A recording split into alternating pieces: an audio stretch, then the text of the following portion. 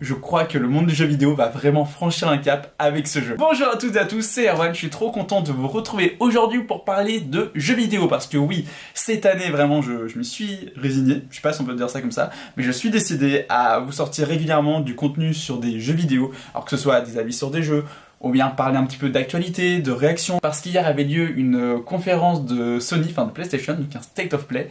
Et pas mal de jeux très intéressants ont été montrés, dont un qui m'intéresse énormément, qui est clairement une de mes plus grosses attentes dans le futur du jeu vidéo, à savoir Death Stranding 2 On the Beach. Voilà, le titre est désormais officiel, il s'appellera On the Beach. Voilà, les rumeurs de, je sais pas, depuis quelques jours, laissaient supposer que le jeu allait vraiment s'appeler comme ça. On a eu une date de sortie, on a eu une grosse présentation, je crois, de pratiquement 10 minutes, c'est complètement dingue, on va revenir dessus. Dans cette vidéo, on parlera essentiellement de Death Stranding 2, mais je m'accorderai 1 minute 30 à peu près à la fin de la vidéo pour parler des 2, 3, 4 autres jeux qui m'intéressent très fortement. Et voilà, mais donc Death Stranding 2, c'est la suite de Death Stranding, donc le jeu d'Hideo Kojima sorti en 2019, un jeu que j'ai adoré, que je n'ai malheureusement pas fini. Je l'avais lancé à l'époque où le jeu était sorti, puisque je l'avais précommandé tellement le jeu me hypait de fou. Et au final, j'avais décroché assez vite, alors que pourtant j'avais adoré, mais je crois en fait que j'étais trop fatigué quand j'y jouais, parce que voilà, j'y jouais pas forcément au meilleur moment. Et le problème, c'est que c'est un jeu où il faut être ultra attentif et bien éveillé pour vraiment bien comprendre tout ce qui se trame dans cette histoire.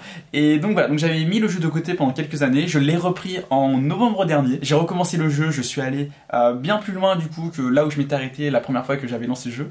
Et sauf que pareil, j'ai fait une pause parce qu'en fait j'y jouais en période d'examen, enfin de préparation avant mes examens du mois de décembre.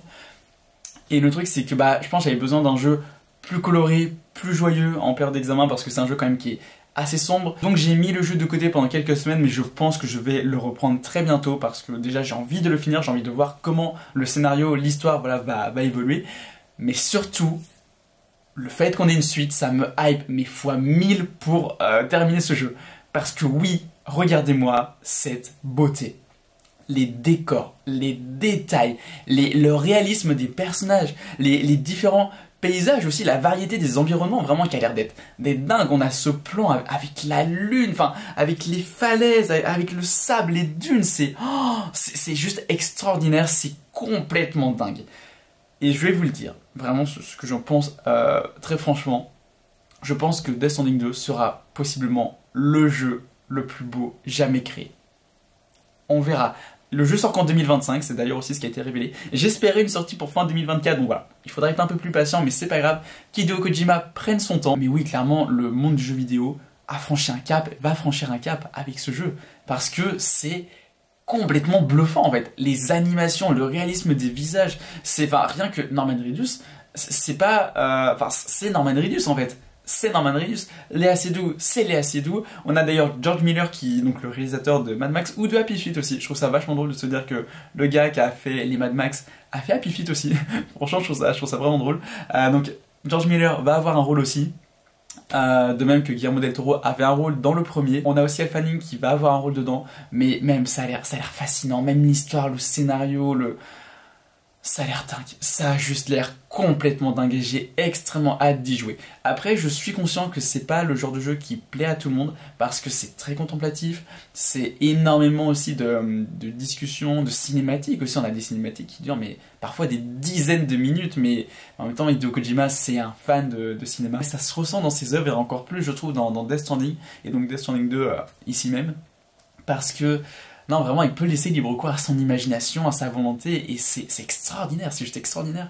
Et ouais, enfin, c'est bluffant, c'est juste bluffant, et j'ai trop hâte de voir ce que ça va donner. Et d'ailleurs, puisqu'on parle d'Hideo Kojima, un truc moi, que je trouve génial, c'est qu'en fait, dès que tu le vois pour présenter un jeu, il a toujours le smile, en fait, il est toujours souriant, il est toujours hyper heureux de présenter ses œuvres, parce que je pense qu'il est ultra fier de son travail. Et c'est pas dans un sens prétentieux, c'est que vraiment il peut être fier de son travail quand tu vois à quel point il bouleverse l'industrie du jeu vidéo.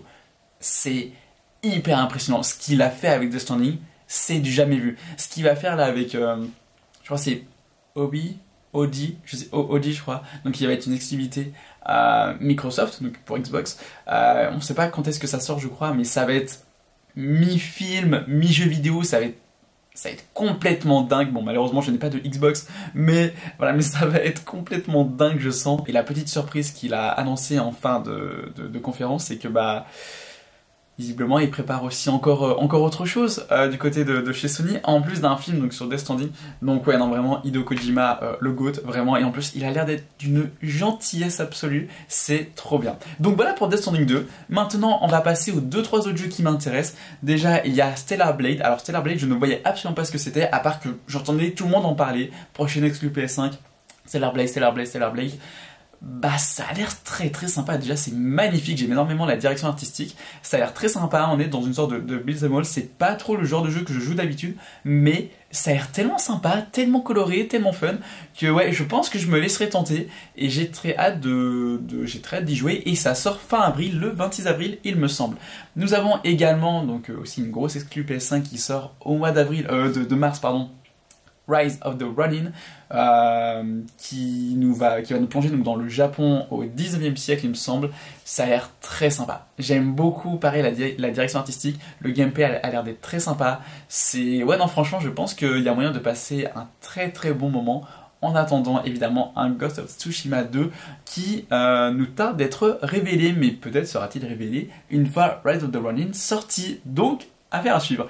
Et dernier jeu, deux derniers jeux dont j'aimerais parler, c'est Silent Hill. Je n'ai jamais joué à Silent Hill, je connais juste de nom parce que c'est quand même une des licences, je pense, d'horreur les plus connues du jeu vidéo, après Resident Evil bien sûr, et on savait qu'un remake de Silent Hill 2 pour la PS5 était en préparation.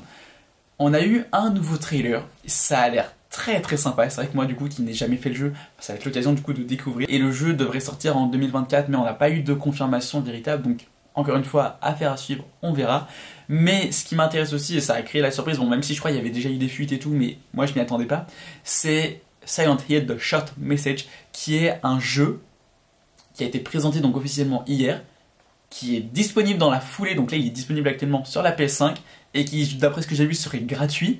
Et c'est un jeu de Silent Hill, ça a l'air flippant à souhait, ça a l'air magnifique, je veux trop y jouer. Je pense que je le lancerai sûrement demain avec ma copine, si jamais ça l'intéresse, mais vu qu'elle adore les jeux d'horreur, je pense que ça va lui plaire. Donc ouais, j'ai très très hâte de le tester et pourquoi pas vous donner un avis rapide lorsque je l'aurai fait. En tout cas, voilà ce que j'avais à dire sur Death Stranding 2 et donc sur les 2-3 autres jeux qui m'intéressaient. Mettez-moi en commentaire ce que vous pensez de ces jeux et même des autres jeux qui ont été présentés lors de la conférence Sony, puisque forcément il y a des jeux qui peut-être vous ont intéressé, qui moi n'ont pas forcément retenu mon attention, mais qui pourront sûrement être très très bons je pense. Et voilà, je vous dis à très bientôt, n'hésitez pas à vous abonner, à activer la cloche, tout ça. C'était Erwan, bye.